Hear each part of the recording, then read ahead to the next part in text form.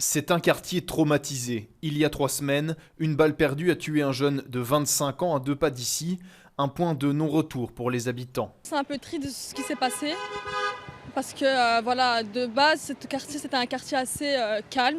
Les voisins sont, on est en bonne entente, mais là depuis les faits, on comprend pas ce qui se passe. C'est horrible.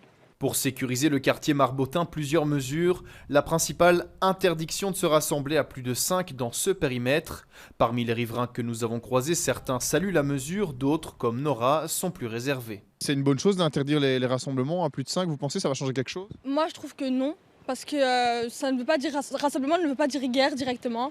Donc je comprends pas pourquoi rassemblement on ne peut pas. Enfin, je trouve ça illogique. Rassemblement de 5 personnes en plus, je pense pas que ça va changer quelque chose. Même son de cloche pour ce riverain qui préfère garder l'anonymat. À mon avis, les faits de délinquance vont être probablement déplacés un peu plus loin dans le quartier.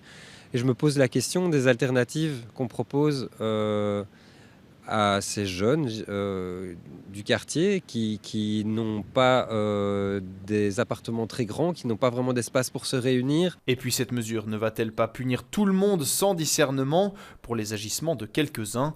La bourgmestre s'en défend. J'ai toute confiance dans la manière dont nos forces de l'ordre vont appliquer cette mesure avec sagesse et discernement.